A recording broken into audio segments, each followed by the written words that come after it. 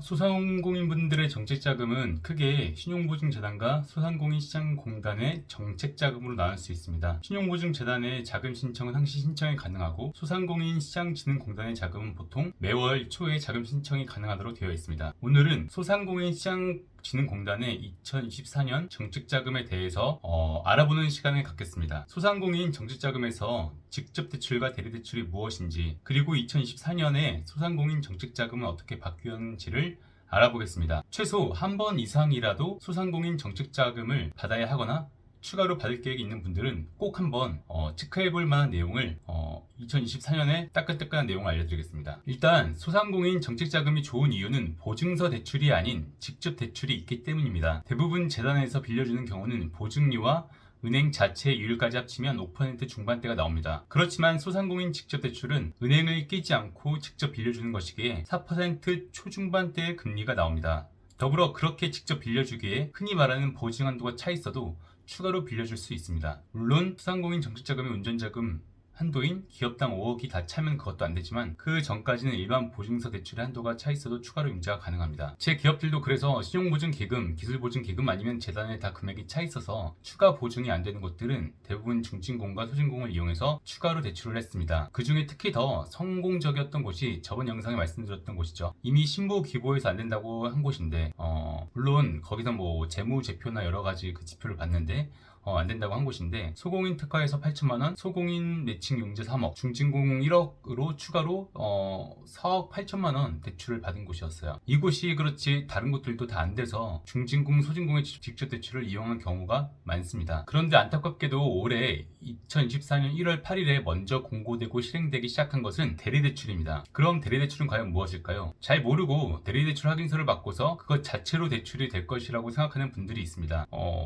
한마디로 대리대출은 기존에 신용보증서나 부동산 같은 확실한 담보가 있다면 어차피 해당 담보를 통해 은행에서 대출을 해주는데 그 대출의 이자를 대리대출에서 정해주는 금리로 저렴하게 깎아주는 개념입니다. 그래서 물론 금리를 줄여주는 효과는 있지만 자체로 대출이 되지는 않습니다. 여기서 올해는 정말 안타까운 것이, 원래는 직접 대출이었던 소공인 특화자금이 대리대출로 바뀌었습니다. 제조업들이 소공인 특화자금으로 쓸쓸한 재미를 봤는데 이제는 더 이상 이용할 수 없게 됐죠. 그래도 대리대출이 확실히 금리를 낮출 수 있다는 메리트가 있으니 현재 나와 있는 대리대출 일반자금, 소공인 특화, 긴급경영자금, 청년고용연계 자금 등을 이용하시면 좋습니다. 그중 특히 청년 고용 연계 자금이나 일반 자금 등은 둘 다 범위가 넓고 특별한 조건 없이 청년 창업이나 청년 고용 또는 소상공인이면 되는 조건이니 미리 확보해 두시는 것을 추천드립니다. 그 외에 이 영상을 보시는 분들이나 저 또한 가장 관심이 있는 직접 대출은 1월 15일에 시작이 됩니다. 혁신성장 촉진자금, 민간투자 연계형 매칭융자, 제도전 특별자금이 1월 15일에 시작되고 저신용 소상공인 자금은 1월 29일에 시작됩니다. 간략하게 현재까지 알려져 있는 자금을 신청할 수 있는 조건을 그러면 알려드리도록 하겠습니다. 혁신성장 촉진자금은 수출소상공인,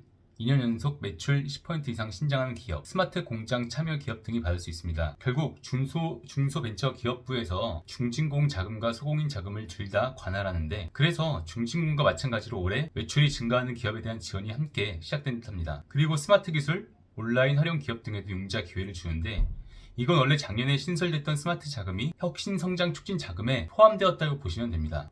그리고 민간투자 연계형 매칭 융자는 제가 알려드렸던 대로 아직 소상공인 대출이 남아있다고 해서 3개월도 더 전에 알려드렸던 것인데, 제가 관리해드리는 기업들이 보증한도로 다 대출을 막히고 이것들로 1억에 막혔는데 이것들로 1억에서 3억까지 추가로 대출을 받았습니다. 다만 이미 매출 초과 여신 상태인 곳이나 기본 연체 이력 등은 어느 정도 그러니까 운영기관에서 보는 상황이라 그렇다고 무조건 된다고 볼 수는 없습니다. 그렇지만 펀딩된 금액의 5배까지 대출을 해주는 조건, 그리고 거치기간 포함 8년 동안 대출해주는 조건들이 좋기에 꼭 계획을 세워서 해볼 만하다고 생각합니다. 제 도전 특별자금은 업력 7년 미만이면서 업력 3년 미만의 폐업기업 운영 이력이 있던 분들이 도전해볼 수 있는 자금으로, 사업 경험 있는 분들은 꼭 자세히 확인해 보시길 바랍니다. 그리고 여러 이유로 대표님들 신용이 안 좋아진 경우가 많으신데, 그런 대표님들을 위해 저신용 소상공인 자금이 있는데, 그건 신용 점수 라이스 평가 기준으로 744점 이하이신 분들이 최대 3천만원까지 받을 수 있는 자금입니다. 저신용자분들 중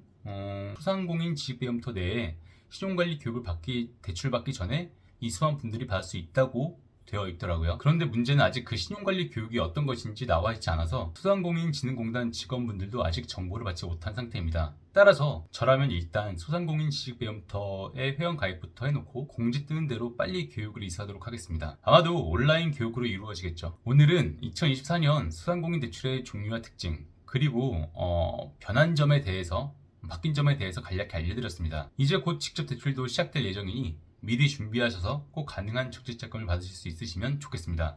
저는 일단 무엇보다 제가 관리해드리는 기업, 그리고 이 영상을 보시는 분들이 그 해당 자금을 꼭 놓치지 않으셨으면 좋겠습니다. 그럼 영상 끝까지 봐주셔서 감사하고요. 이상으로 해결사 주팀장이었습니다.